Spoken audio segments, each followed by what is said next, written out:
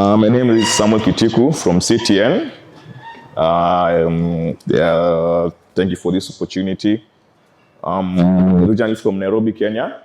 I'm here for a project. So we are going to go through Internet of Things. This is just an overview of what IoT is all about. So we have now this is what we are going to go through. We're going to go through the IoT overview, layers in IoT architecture, the stack, examples of sensors. I'll show you some sensors. The edge devices, these are devices that are responsible for taking the sensor data and changing to a format that a computer can understand. Analytics and preprocessing, this is for visualization and database, dashboards, etc. We'll go to examples of IoT platforms that are there, applications, advantages and disadvantages of IoT. So, IoT is a network of interconnected devices. These devices can be as small as temperature sensors to cameras and even power generators. These things interconnect to each other, exchange data to the cloud platform or even a local computer which has the necessary software installed. Through what we call IoT gateways, we transfer the data received from sensors to a format that the computer can read and interpret. Now, sensors and actuators. Sensors are devices that we call field devices. We have got temperature sensors that we can use in data centers,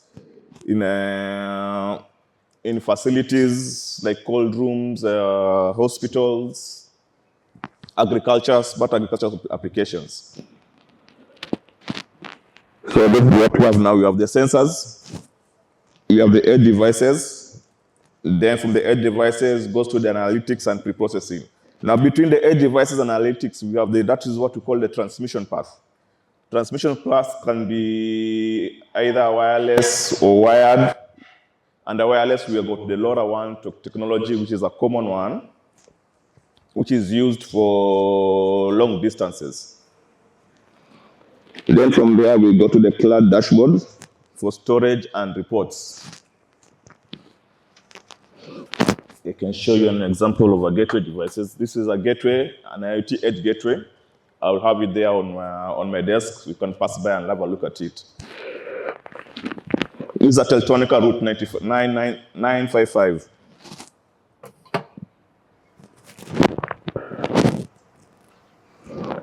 Now, so this is a description.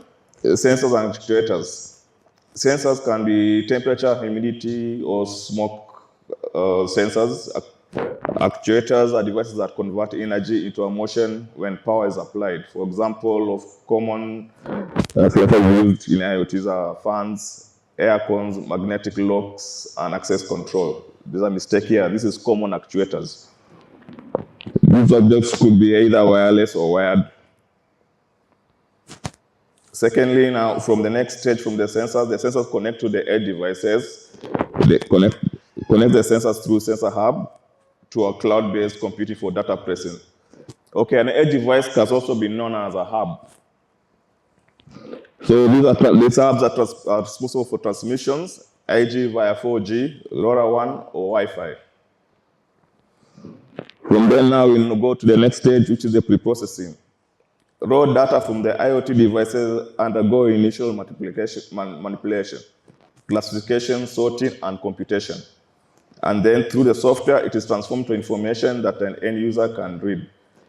Analytics are then used to analyze the data into more actionable tasks. So I'll explain on this on the slides that are going to come after this.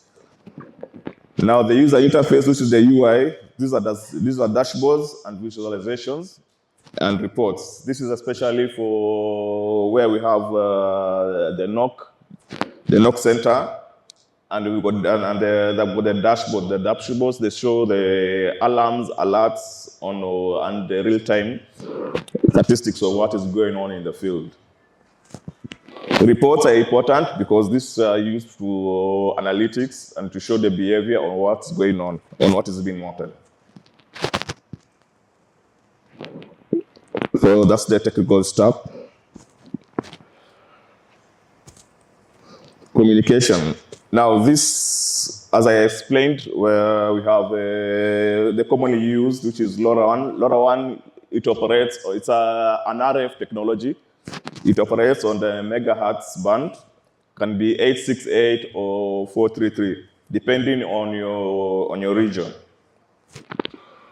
Cloud platform and cloud applications, we'll discuss that in the slides that follow. So that's a pictorial view of the sensors. We have the temperature as an example. We have got the smart power meter. Now this smart power meter can use MQTT or a protocol that we call Modbus. Now for this, it is used in smart buildings under the BMS, in some data centers that monitor power, energy, and power factor. Those are things that to do with power backup.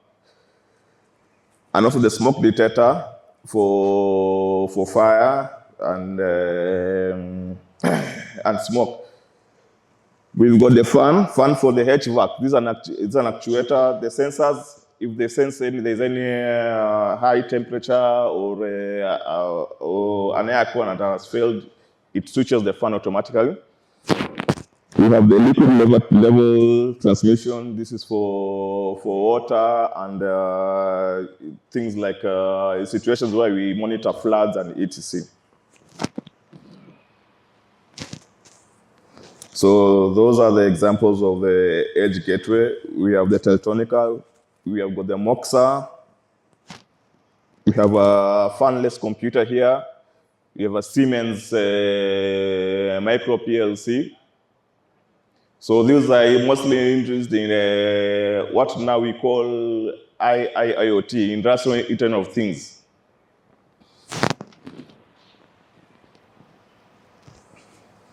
Analytics and pre-processing. Now, Mosquito, we have MQTT. Now, this is MQTT. Now, this is a field protocol. This is in the field section where we have the sensors that are there. Now, these sensors through the gateway, we have an application called Telegraph and InfluxDB. Now, InfluxDB, these are the cloud platforms that scrape the data. They get the data from the raw format from the gateway, and they convert that into format that a computer can understand. And then from there, we have the graphs, we have the Excel, CSV format that shows the data. Now that is being taken to Grafana. Grafana is a popular platform, IoT platform for graphing and data vision and the dashboards. It also has got some alert functions. We can have alerts through phone applications, through SMS, and things like Slack. So those are the platforms. We've got Microsoft Azure, we've got the Things Network, we've got Zabbix, we've got the cloud, Google Cloud, we've got the InfluxDB. Now applications for IoT. We have agriculture, smart cities, smart buildings, and ICT. That is where we use this application. Advantages, we have got the cost savings, improved data collection, increased automation, efficiency, and safety. IoT, we have a lot of automation involved in it, and that is why you see now that we have we've got very little human intervention. And with that also, we increase efficiency because of the accuracy of the data being collected. Disadvantages, we have got the energy requirements, dependence, security risk, resistance to change. Those are the examples. We have some of the remote sites here in Malawi which use these devices for energy monitoring. The water flood monitoring, done this sometime earlier this year for the flood issues that we had in Malawi. So it's still under research. We have the small tower there and the sensor and the water. So basically, if the water level comes to a level, it triggers an alert. And the net relative authorities are informed to take action. Thank you. So, any questions? Finally, a student at Zuzu University, and my question is, what are the most pressing security challenges when it comes to IoT networks, and how can operators mitigate the risks that are associated with the large scale of IoT deployments? Thank you, Victoria. So there are two parts with that. The security in terms of the actual installation of equipment and where it is installed. Remember that these equipments they are field equipments, they are remote equipment, they be installed in some areas. We are not very sure on how secure they are. So that is a very important is a very important factor to consider. And so what usually happens is we have to create a site, a manned site, and there's a cost implication on that. So that is something to think about. Secondly, now is the security at the back end. Now we have got devices that we call IoT/OT, information technology and operational technologies. We have got now devices that have come that are out there in the market that incorporate the security inside the hardware. This is a Teltonica device. Other than the protocols that are inside here, we have got other applications like IPsec, VPN. We've got PFSense. Those are one of the open source security platforms. They are embedded here.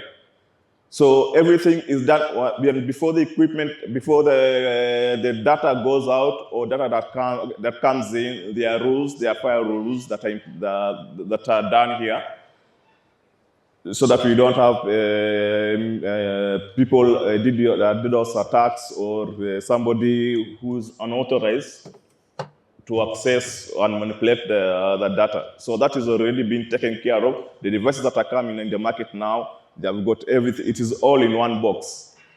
We've also got, we can also, from the gateway, they come with a standard protocol, of which it can talk to other firewall devices. Sam, and how hard and expensive is to get anything like that in Malawi for people or for you as a company? Oh, thank you very much for that. Now, IoT, the people have got a notion that is a very expensive project. It is actually not. The devices, they range between $100 to $200 for the gateway. The sensors are cheap. And now with the Lionex and the Mix and the National Data Center, we can have those open source softwares installed in our VMs. And you don't have to now go through and pay for those monthly licensing and stuff like that. So just to take the people in the university, we have got already these platforms running locally here in Malawi. This is all open source. So what you're going to pay for the original capex will be equipment. The budget of equipment. Do you also utilize something like a Raspberry Pi in these installations? Yes, we do use Raspberry Pi and Arduino. But now for applications that are commercial applications that are in the field, we use more standard, more robust equipment. Raspberry Pi and Arduino, I prefer them on a lab environment on a POC setup. But now, once we go to the field, now we get the more robust, more solid equipment from Siemens, but then they're not that expensive. Yeah.